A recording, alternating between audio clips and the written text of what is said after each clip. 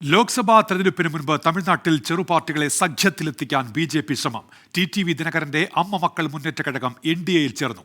ബി.ജെ.പിയുമായി സഖ്യത്തിനില്ല എന്നാണ് ഡി.എം.ഡി.കെയുടെ നിലപാട്. മുൻ മുഖ്യമന്ത്രി ഒ പനീർസെൽവത്തെ ഒപ്പം നിർത്താനും ബി.ജെ.പി ശ്രമം തുടരുകയാണ്. ചെറിയ പാർട്ടികളെ സഖ്യത്തിലെത്തിക്കാനുള്ള ബി.ജെ.പിയുടെ ശ്രമങ്ങൾ തമിഴ്നാട്ടിൽ ഫലം കാണുകയാണ്. 6 പാർട്ടികളുമായി നേരത്തെ തന്നെ സഖ്യമുണ്ടായിരുന്നു.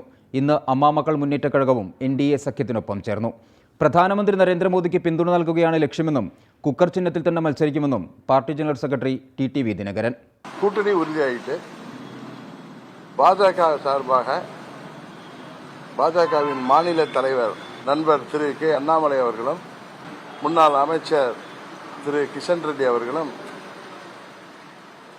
എന്നോട് ഇன்றைக்கு தொலைபேசியிலே தொடர்பு கொண்டார்கள். എൻ.ഡി.എ സഖ്യത്തിലേക്കില്ലെന്ന നടനും മുൻ പ്രതിപക്ഷ നേതാവുമായ വിജയകാന്തിന്റെ പാർട്ടിയായ ഡി.എം.ഡി.കെ വ്യക്തമാക്കി. കേന്ദ്രമന്ത്രിമാരായ കിഷൻ റെഡ്ഡി, വി.കെ. സിംഗ് എന്നിവരുമായി പാർട്ടി അധ്യക്ഷ പ്രേമലത വിജയകാന്ത് ഇന്ന് ചർച്ച നടത്തുമെന്ന് നേരത്തെ സൂചനകളുണ്ടായിരുന്നു. ചർച്ചയ്ക്ക് സമയം അനുവദിച്ചിട്ടില്ലെന്ന് പ്രേമലത വാർത്താക്കുറിപ്പിൽ അറിയിച്ചു.